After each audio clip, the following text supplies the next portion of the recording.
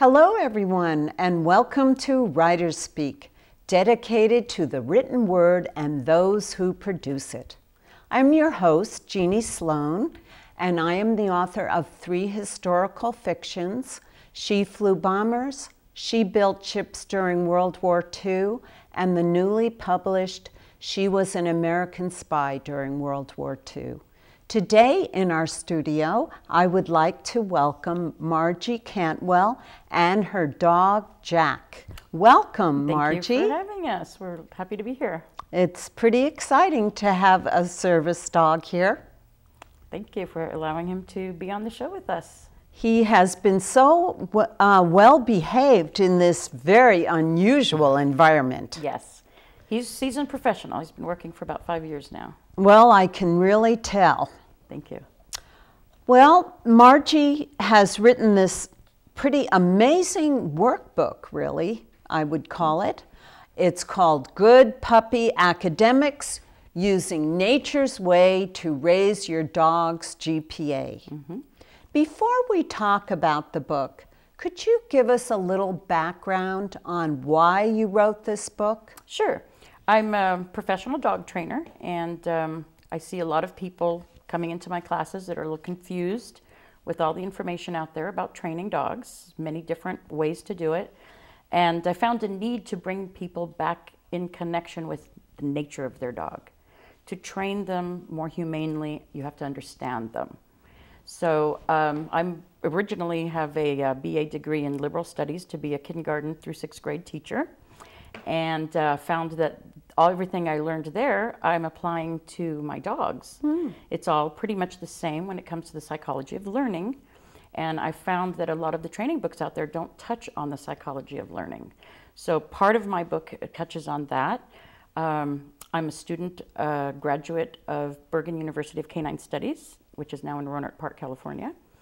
And I learned tremendous things from her.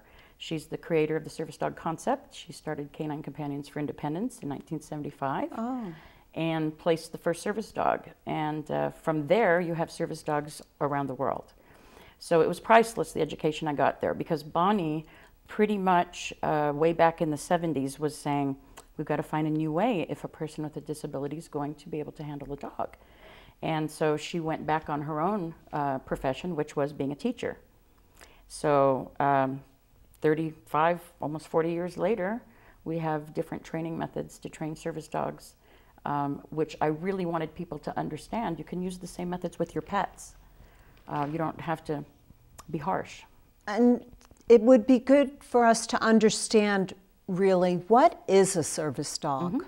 A service dog is a dog that mitigates a person's disability. So we're used to seeing guide dogs, so they mitigate the blind person's disability. They see for the blind person. Hearing dogs, which hear for a person who is hearing loss. And a service dog can be a mobility dog, which would help somebody, for example, in a wheelchair that needs assistance opening doors and picking things up. And then there's the psychiatric service dog, which I specialize in. They will mitigate a person's disability if they have post-traumatic stress disorder, for example. A lot of the military are using those now. They're priceless. People with anxiety, people with, like myself, who has bipolar disorder.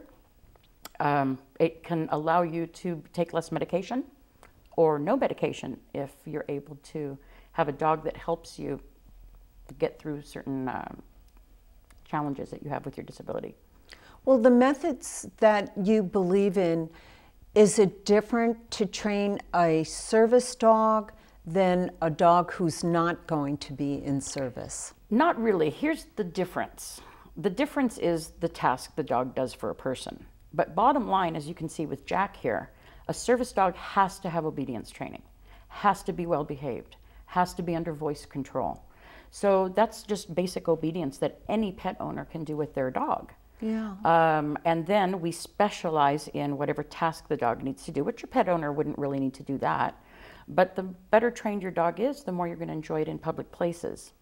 Now, service dogs can go into places pets can't go, but there's plenty of places pets can go, and if they're well behaved and well trained, you're more likely to take them with you to those places. How true. Yeah, absolutely. Well, It would be so interesting for you to do a demonstration Sure. of what a service dog can provide and help you with. Okay, so for example, a service dog, a lot of people don't know this, but they can dial 911 for somebody who maybe is having a seizure or a diabetic that's passed out. And what we do is we buy a telephone system that can dial 911. So what you do is you program your phone to make this emergency call for you. So we modify the phone to have a button that the dog pushes, and the message would tell 911 a service animal has alerted you that their owner is incapacitated. So that would be a lifesaver. If you're on the floor and you're passed out and your dog knows you need help, he can dial 911. So here's how it would be. Jack, would you like to demonstrate, sweetheart? Here, up, back, wait, touch. That was easy. There you go. Good job. Okay, so that would represent like calling 911. And what we do is we set the dogs up with mock situations so that we tell the person, okay, pretend you're passing out. So we can show the dog when that's happening to you. That's when you have to go alert, because you won't be able to tell your dog to go do it. Yeah, that was fascinating. If you are not incapacitated, you can ask your dog to go retrieve your cell phone so you can make the call. So big thing, you know, and people with seizures, people with diabetes, they can have advanced warning, you know, of something that's coming up, and it can really help them. Well, that was very Thank you. amazing to see. So tell me, what sets your training concept apart from traditional old school dog training? So old school dog training has many forms. You have dogs that have been around for about 200-300 years, most of these breeds that we see as pets, and now we have the mutts in there. And understanding how they think and how they learn, going back to my schooling at university, is critical for you to teach them quickly and without any stress. So the brain has everything to do with training. So positive reinforcement, negative reinforcement, all of those things, you see it in training in hunting dogs, you see it in training in dogs that are going to be in shows, all these things. So there's many different ways. My way says one thing. If that dog were having to figure it out in nature, would the message be clear? So when you see somebody jerking on a leash, where in nature would an animal get their neck jerked? It would be a threatening situation. So now you have a dog that is complying because he's being threatened or he's not comfortable in challenging you back. Then you have the dogs who are doing it because, like Jack right now, he's working because it's enjoyable and it's his responsibility. If you notice, I don't have my hands on him. He's responsible for doing everything without the leash being in control. So he is willingly doing that. Dogs who are forced into doing things are more like rote trained. You know, you've learned it, now you do it. You don't think for yourself. So sometimes that training takes place and people think that's how you train a dog. So we sell choke chains constantly because the first pet owner thinks, oh, that's how you train a dog. So now you shift over to like the AKC, for example, where a lot of people get their idea about dogs, breeds, training. Those dogs look fantastic, don't they? Have you ever seen an AKC show? No, I haven't. The dogs are so well trained, it is phenomenal. Whether they're showing off for the judge, whether they're doing agility, obedience, they are right spot on. So a pet owner sees that and says, oh, I have to have that breed. Look how beautiful it is in the show. Oh, I see. And then when it's really just the trainer. Then they go and they get that breed and then they go, oh my gosh, this is nothing like what I saw there. Well, what they don't realize is those people have spent so much time training that dog to look that way because they're going to be in a show. And if your dog doesn't look better than the other guy's dog in that show with the standards they've set, then you shouldn't be competing, correct? So now you have the pet owner who says, oh, my dog has to look like the show dog. His heel has to be so perfect. He has to be looking at me all the time. He has to down the first time I say it. That's beautiful if you're going to show your dog. But the average pet owner is not going to go through that type of expense and training just to have their pet. Yeah. So my way is a little in between. It's not a sloppy dog, but it's not a dog that looks like those show dogs in those beautiful shows. It's a dog that's a little bit more leisurely. Yeah. So so it's more natural. More really. natural and relaxed. Yeah. And this all comes pretty much from my love of service dog work. And I love service dog work. Why? Because my true love is entertainment dogs. Dogs on commercials, dogs in movies. If you think about what those dogs do, there's a law that says you cannot abuse them. You have to be very humane when you train them. So we admire those dogs. And again, we run out and we get ourselves a Jack Russell saying, I saw Eddie on Frasier. Oh. Do you realize what training it took for Eddie on Frasier to get where he's at? It's possible for any dog to achieve that kind of perfection if the owner brings it out in the dog. But everybody's going to be turned off on having a pet if it's that much work. So what I'm saying is it doesn't have to be that much work. It can be more relaxed, and you can have fun doing it, and your dog can still look good. It's just not going to be able to compete with a show dog who's precise. Yeah. Unless you want to take that next step. Make sense?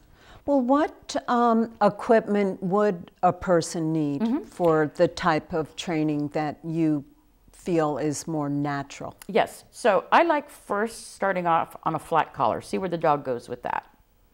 If after a few weeks... And what is a flat collar? Flat collar is like what Jack's wearing. You know, most dogs will wear a collar just with a tag hanging on it. So that's a flat collar. It doesn't choke. It doesn't do anything. It just kind of like a bracelet.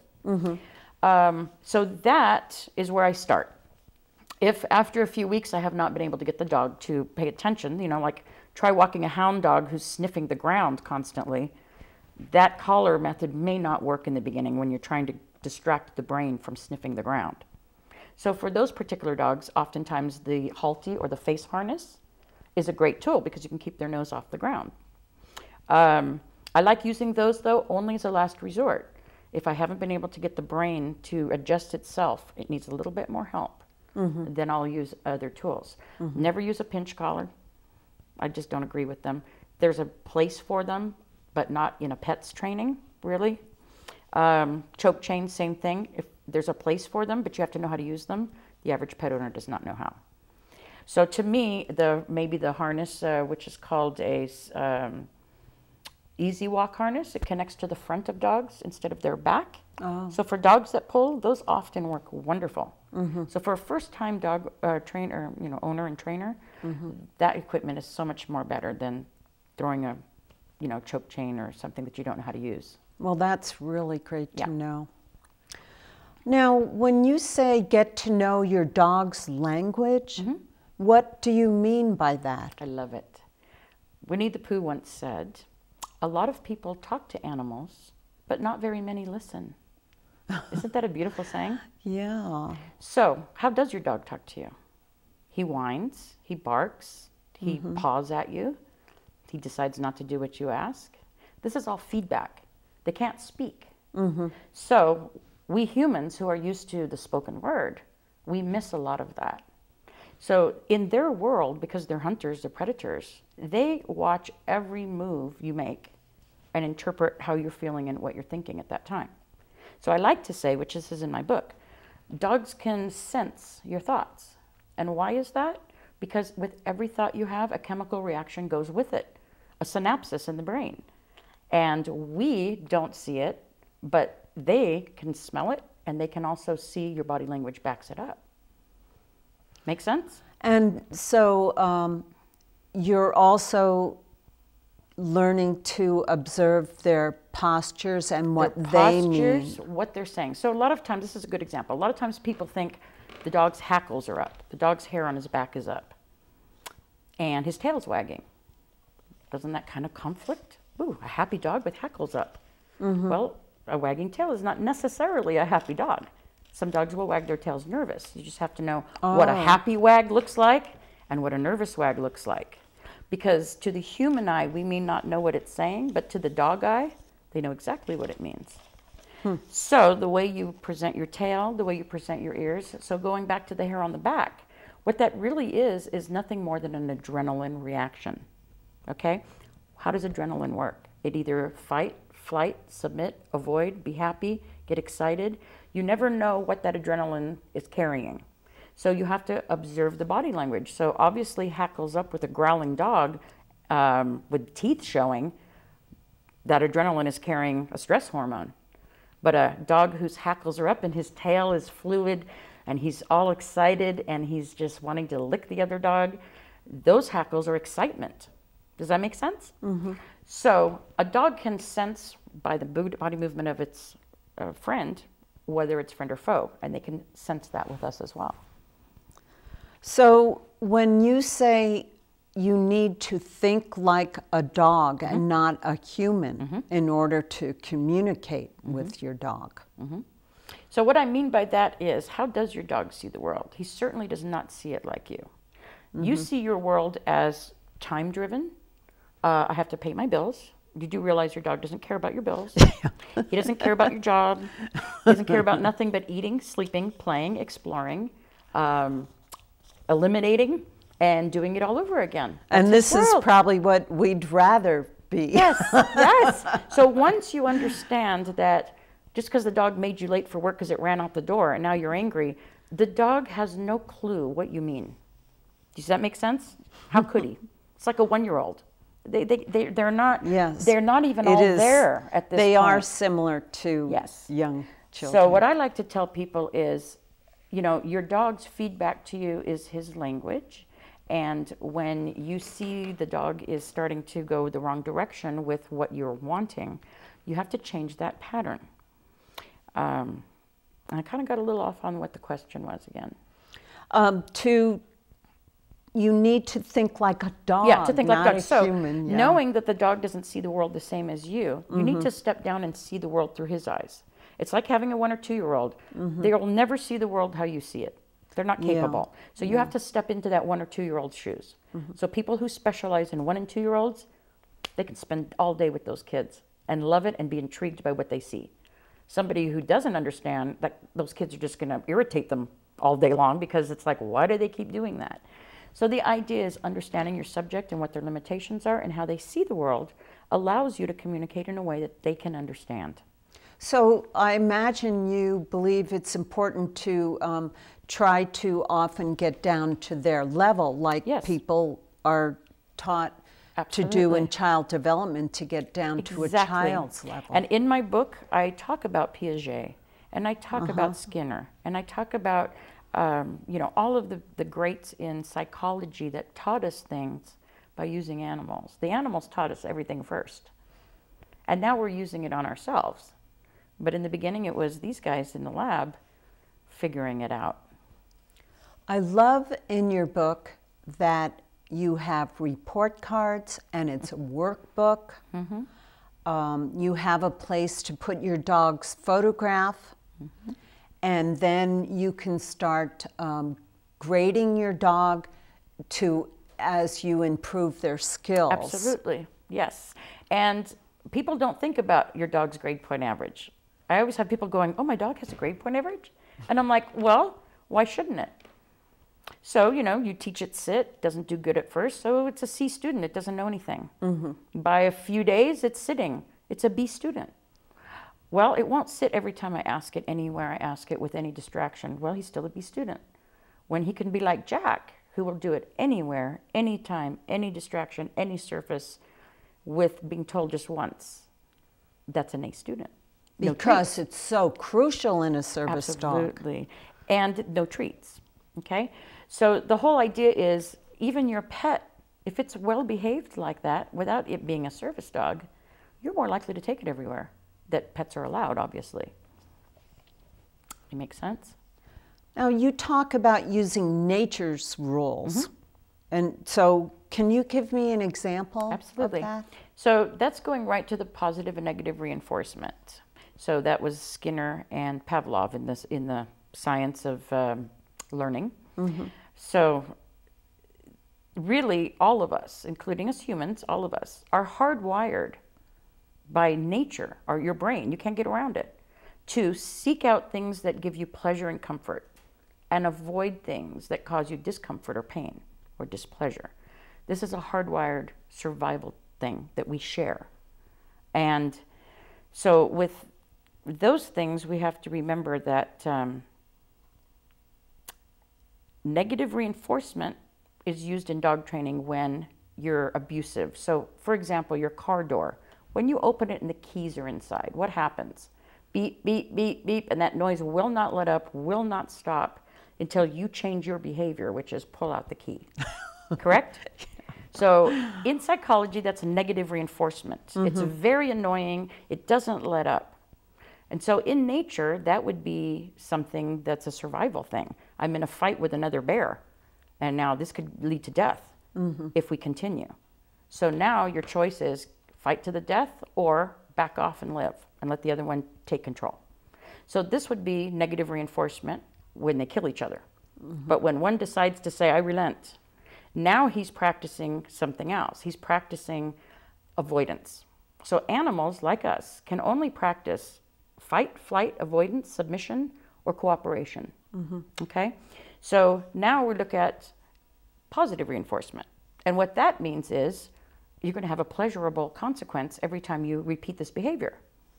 So some training goes into we just do positive reinforcement. But what they don't tell you is you need that negative punishment and positive punishment, which is in psychology, adding an unpleasant consequence that lets up, so it's not like negative reinforcement, or taking something away from you that you wanted. So those would be your consequences. So for example, sometimes people use a squirt bottle to get their dog to be quiet. Squirt bottles work great on some dogs. You say quiet once and squirt them, that's positive punishment. I gave you a quick correction that hopefully you find unpleasant enough to not repeat the behavior. Some dogs don't see it as a punishment, so they just bark some more and try to grab the water. So for example, to that dog, it's not a punishment, so it wouldn't work. Negative punishment is when I take something away you wanted. So here's your treat. I've asked you to do something you know. You refuse, treat gets put in the pocket, I walk away. So now I've taken something away from you that you wanted, and as a consequence to not doing what you were asked. So in nature, the way that works is, look at bears, for example. They go to the stream only once a year to get those salmon, and they're not all fighting. Normally, they don't get near each other. They're practicing positive reinforcement, telling each other, we'll all take our little space in the river. Don't come in my space because there'll be a consequence if you do. I'll claw you, okay? And hopefully we don't fight to the death. They're not going to fight to the death because there's so many salmon. So nature says, it's stupid for you to fight over that one fish. Just go down over there and get another fish. But if there was only one salmon in the river, fight to the death might be important because of survival. So that's what the whole nature's way is about. We do never use negative reinforcement. I would never do that. The ear pinch, old-time hunters, hold on to the dog has to hold the thing while they do the ear pinch. You go online, you'll see it. That's threatening the dog with pain. Service dogs are taught the same thing, to have a soft mouth and to drop things. We never train them that way. We train them through positive reinforcement. So the whole idea is you don't have to use negative reinforcement when you know how nature works and you know how to use the tools she's given us. Oh, that's really, really wonderful. Yeah. That's what really sets my book apart. It sounds like everybody, not every method works for every dog too, like you said, and just like with humans. With the water spraying. So it's important to pay attention to what will work. Yes. And the message that you send when you're doing it, because you can't be a mad human trying to control a dog with water. The dog has to understand it's a direct consequence to his action. He's in control of it. So it's really, really cool when you find, when you figure it out. And I figured it out as a small child, as you read in my book, that their language was their feedback to me. And I didn't know anything about positive reinforcement, negative reinforcement. I just did what came naturally through their feedback. They were the ones that taught me. Yeah. I wanted the audience to know about Noah's Bark Dog Rescue. Yes. Noah's Bark is phenomenal. They are at PetSmart on the weekends, Saturdays and Sundays. They have their adoption dogs there. And what they do is they rescue dogs that are going to be euthanized.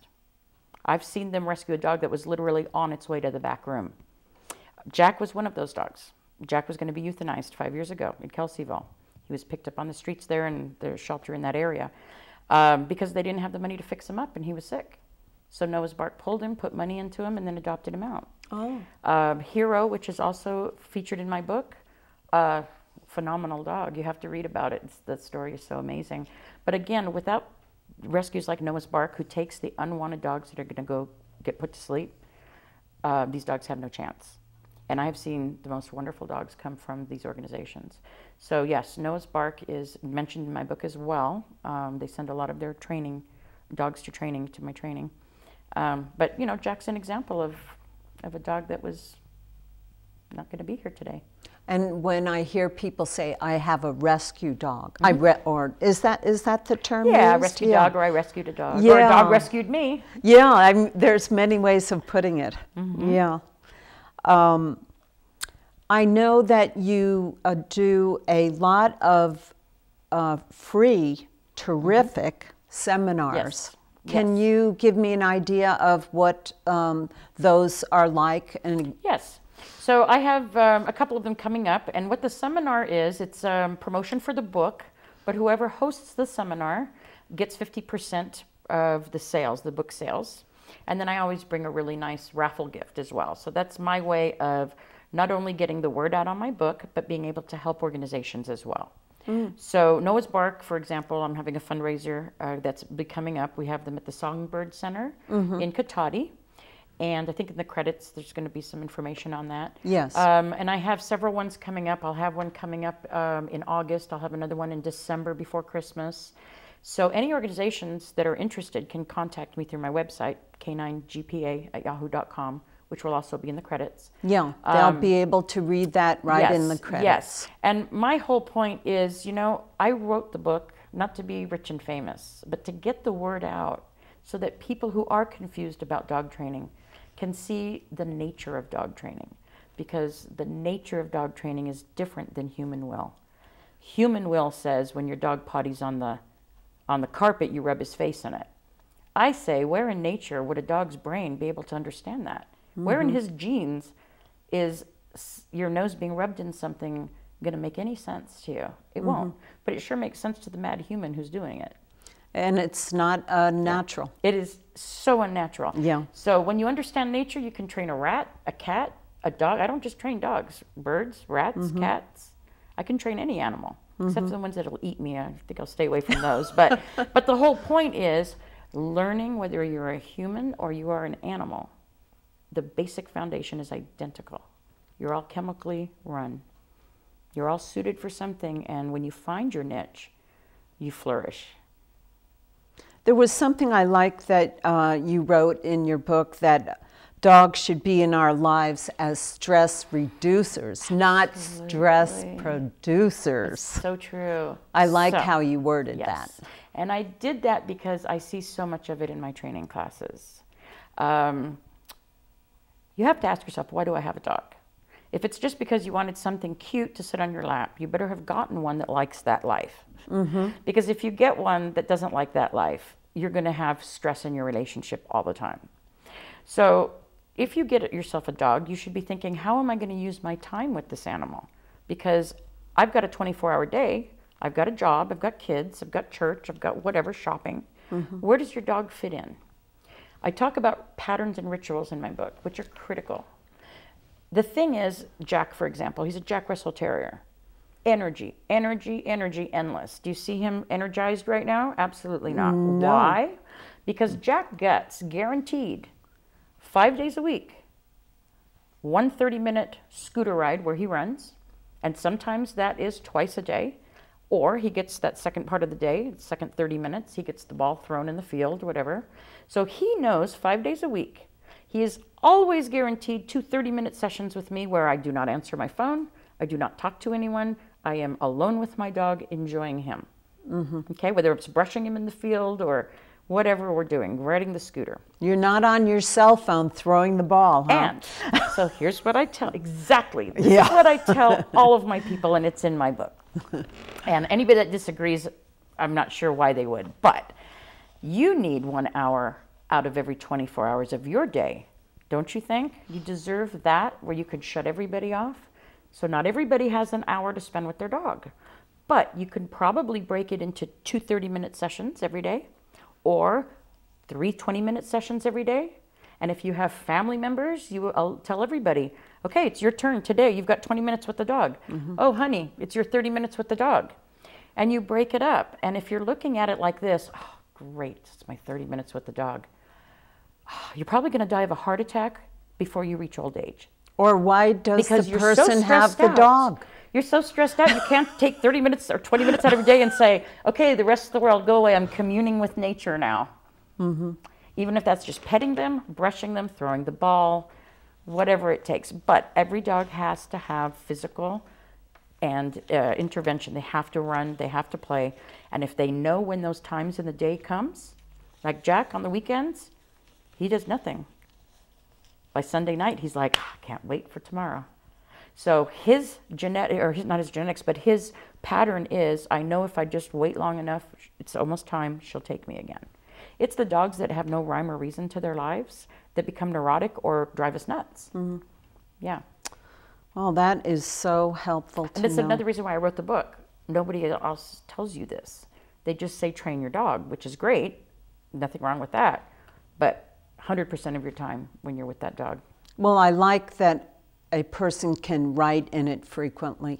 Yeah, yeah. It's very handy that way. It has so much information that is very practical, and also that a person can personally put their own personal information in there. Exactly. Yes. Very nice. So where can we buy this wonderful book? Yes, so it's available on Amazon and Barnes & Nobles and any other website that sells books. I also do sell signed copies. So again, my website will be noted at the end of the show. You can contact me if you'd like that.